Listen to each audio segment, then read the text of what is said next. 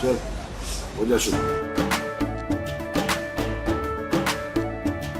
केसरिया से मन जोगी हुआ रे, दिल झूमे देखो पतवारा हुआ रे, दिल झूमे देखो पतवारा हुआ रे। हर पल मनाओ केसरी त्योहार। विमल, बोलो जुबान केसरी। धर्म के आधार पर आरक्षण यह असंवैधानिक है। बाबा साहब भीमराव अंबेडकर जी ने भारत की संविधान सभा में इसका पुरजोर विरोध किया था, लेकिन उस सब के बावजूद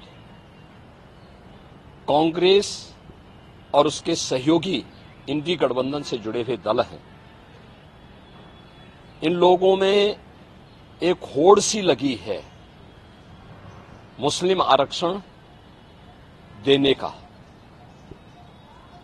और कांग्रेस का इतिहास तो इस मामले में बहुत दागी रहा है। 2006 में जस्टिस रंगनाथ मिश्रा कमेटी गठित करके कांग्रेस ने ओबीसी का हिस्सा काट करके मुस्लिमों को देने का कुत्सित प्रयास किया था जब यूपीए गवर्नमेंट थी। ऐसे ही कांग्रेस ने जस्टिस राजेंद्र सच्चर की अध्यक्षता में कमेटी बना करके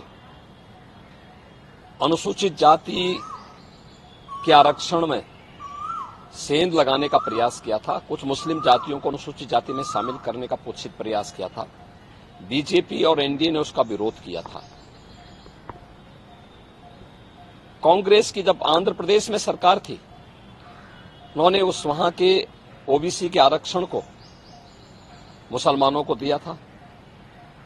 कांग्रेस की कर्नाटक सरकार ने मुसलमानों की सभी जातियों को ओबीसी में शामिल करके ओबीसी के आरक्षण में सेंध लगाया है। वेस्ट बंगाल के अंदर टीएमसी ने 2010 में 118 मुस्लिम जातियों को ओबीसी में शामिल करके पिछले 14 वर्ष से लगातार ओबीसी के आरक्षण के अधिकार पर उन्होंने पूरी तरह एक प्रकार की डकैती डाली है। हम धन्यवाद देना चाहेंगे कोलकाता हाईकोर्ट को, जिन्होंने टीएमसी के इस प्रकार के असंवैधानिक कृत्य पर जोरदार तमाचा मारा है और धार्मिक आधार पर आरक्षण असंवैधानिक है बात स्पष्ट कहते हुए उन्होंने सभी मुस्लिम जातियों को इससे बाहर किया है। इसी प्रकार से बिहार के अंदर लालू जी पहले ही बोल चुके हैं कि मुसलमानों को, सभी मुसलमानों को आरक्षण मिलना चाहिए। इसका मतलब आरक्षण कहां से मिलेगा? यह आरक्षण यही ओबीसी और एससी एसटी का आरक्षण में से ये बांट करके मुसलमानों को देना चाहते हैं। और समाजवादी पार्टी तो अपने जन्मजात हिंदू विरोध, अनुसूचित जाति, जनजाति और पिछड़ी जाति के विरोध का नाम ही इन्होंने बना दिया, उसका पर्याय ही बना दिया है।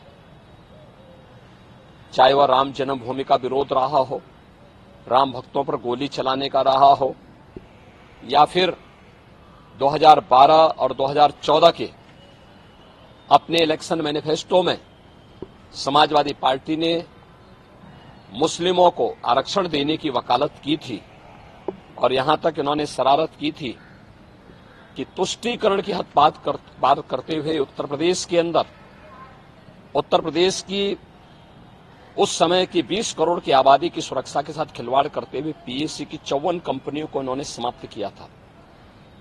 और उस समय इन्होंने पीएससी की भर्ती जो निकाली थी उसमें इन्होंने प्रयास किया था कि 15% मुस्लिम आरक्षण हो। माननीय न्यायालय को हस्तक्षेप करना पड़ा था। ये जो होड़ है एक खतरनाक होड़ है। बाबा साहब भीमराव अंबेडकर ने विरोध किया था इसका, मुस्लिम आरक्षण का, क्योंकि देश धर्म के आधार पर विभाजित हुआ था और उन्होंने कहा था कि धर्म के आधार पर कोई भी आरक्षण देश के अंदर नहीं होना चाहिए। अनुसूचित जाति जनजाति को आरक्षण भारत के संविधान के द्वारा दिया गया है। मंडल कमीशन की सिफारिशों के आधार पर ओबीसी को आरक्षण का लाभ दिया गया है। Bharatiya Janata party SC, ST और ओबीसी के आरक्षण को सुरक्षित रखने के लिए किसी भी प्रकार के मुस्लिम आरक्षण का विरोध करती है और दूसरा, मुस्लिम आरक्षण असंवैधानिक भी है और अगर इस प्रकार की कुप्रथा को थोपने का प्रयास होगा तो देश की अखंडता के लिए एक चुनौती होगी। महाराज जी, कोई कोटे में कोटा डेवलप कर रहा है, क्या इसे अगर ये ऐसा करने में सफल होते हैं तो क्या वर्ग संघर्ष की स्थिति नहीं होगी? जो ओबीसी जिनको संविधान के अनुसार आरक्षण मिला है उनका हक मारा जाएगा तो एक नए संघर्ष की स्थिति बनती नहीं? देखिए, हमने कहा ना, ये बाबा साहब भीमराव अम्बेडकर के द्वारा बनाए गए संविधान का अपमान है और भारत के संविधान की मूल भावना के विरुद्ध भी है। ये असंवैधानिक कृत्य है।